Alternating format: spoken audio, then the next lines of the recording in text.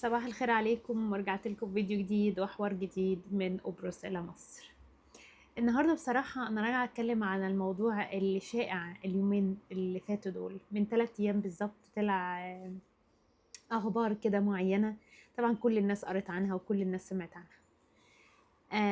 والنهاردة سمعت فيديو استفزني شوية، فقلت قررت إن أنا أتكلم في الموضوع شوية يعني. طبعا أنا معرفش المواضيع قوي بتفاصيله أو معرفش إيه يعني دواخله وكل حاجة، بس أنا هقول رأيي في الموضوع. الفيديو اللي أنا سمعته النهاردة بيقول إن أي حد عنده بيزنس وأي حد عامل مشاريع لازم ياخد قروض من البنك. السؤال هنا بقى ليه لازم؟ يعني ممكن حضرتك كنت شرحت لنا برضو ليه لازم. دي حاجة. تاني حاجة، في ناس كتير جدا أغنياء عندنا في النرويج ومش واخدين قروض من البنك، عندهم فلوسهم بادئين بفلوسهم اللي معاهم أو اللي وارثينها أو اللي أيا كان أو اللي عاملينها من سن صغير، فما عندهمش قروض من البنك فمش لازم. ده رأيي، يعني رأيي الشخصي. تاني حاجة إن الناس عندنا في النرويج لما بيكونوا أغنياء قوي كده أو معاهم فلوس كتير قوي قوي قوي كده، المنظرة ما بتبقاش زي عندنا في مصر. انا تقريبا حاسه، عندي احساس يعني ان كل البروباجندا اللي طلعت الثلاث ايام الاخيره دي بسبب المنظره، لان الناس مش مأذين من المنظره اللي حاصره في الفتره الاخيره عندنا في مصر. طبعا كله عارف انا بتكلم عن ايه. الطيارة الخاصة والمش عارفة الايفنت الفلاني والايفنت العلاني والفساتين اللي بالملايين والذهب اللي بالملايين. اوكي، ربنا يزيد ويبارك، محدش يعني ما يخصش حد خالص، بس نعمل حساب للناس الغلابة. ولو احنا بقى ناس واخدين قروض من البنك، يعني لو احنا علينا قروض من البنك، لان البنك بيطلع قروض لان البنك عنده فلوس علشان الناس كلها حاطه فيه فلوسها. يعني البنك هو اصلا البنك عنده فلوس عشان الناس حاطه فيه فلوسها، كل واحد حاطط فلوسه في البنك. واحد مثلا غلبان عنده 100,000 حاططهم في البنك عشان ياخد عليهم فوائد قد كده بسيطة. واحد مثلا حاطط في البنك 10,000 جنيه عشان ياخد عليها فوائد بسيطة. فكل الناس الغلابة دول، كل الناس الغلابة دول فلوسهم في البنك. يعني 3/4 الناس الغلابة اللي معهاش يجيبوا ذهب فلاني وطيارة خاصة ومش عارفة ايه، فلوسهم في البنك برضو.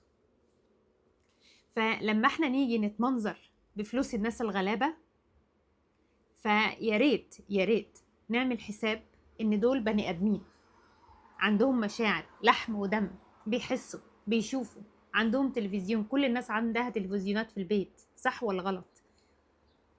فالحالة الأخيرة أو الفترة الأخيرة أو الثلاث سنين أو الأربع سنين الأخيرة في حالة من الاستفزاز عند الناس كلها. انتوا بتستفزوا الناس بجد، يعني ارحموا من في الأرض يرحمكم من في السماء. لازم يكون في رحمة. لو احنا شعوب ما عندهاش رحمة، يعني لو احنا شعوب مسلمين وما عندناش رحمة، فين الرحمة تبقى موجودة؟ فين؟ انا بشوف ناس كتير جدا يطلعوا على التلفزيون وعندهم كمية، يعني ساعات بسأل نفسي كتير، انا بس اللي عندي قلب ولا ايه؟ يعني انا مش فاهمة. في ناس كتير جدا بشوفها يطلعوا عندهم كمية عجرفة بطريقة مستحيلة، ويردوا احنا عندنا فلوسنا، احنا نتمتع بفلوسنا، احنا نعمل اللي احنا عايزينه بفلوسنا. يا سيدي على عيني وعلى راسي، بس افتكر ان في بلدك في حد غلبان. افتكر ان في بلدك اطفال مشردين مش لاقيين ياكلوا، ولا عندهم بيوت، ولا عندهم حتت ان هم يناموا فيها، وبيناموا في البرد. في البلاد المتقدمة مفيش كده. يعني في البلاد المتقدمة مفيش كده. في البلاد المتقدمة حتى الغني بيساعد الفقير علشان بلده تبقى ظاهرة في صورة أحسن. صدقوني، في النرويج الناس الأغنياء مفيش عندنا فقراء كتير. يعني الفقراء عندنا أو يعني منطوق الفقراء مختلف تماما عن البلاد بتاعتنا. الفقير عندنا اللي ما بيطلعش أجازة كل صيف، اللي مش عارفة، يعني حاجات مختلفة كتير عننا. لكن مش اللي هو ما عندوش أكل على الترابيزة، مش اللي ما عندوش سقف فوق دماغه ينام فيه، مش اللي مش ماشي في الشارع يشحت. احنا كل الناس اللي بتشحت عندنا في النرويج من بلاد تانية. طبعا انا مش هقدر اقول اسامي البلاد، لان انا ما يخصنيش يعني ان انا اقول اسامي البلاد، بس كل اللي بيجوا يشحتوا في النرويج مش من النرويج، من بلاد جنب النرويج، اوروبيه برضو، بس يعني بلاد فقيره. فاعذروا الناس الغلابه، يعني انتوا واخدين قروض واغنياء وكل الحاجات دي، اعذروا بقى الناس الغلابه، خلوا في قلوبكم رحمه.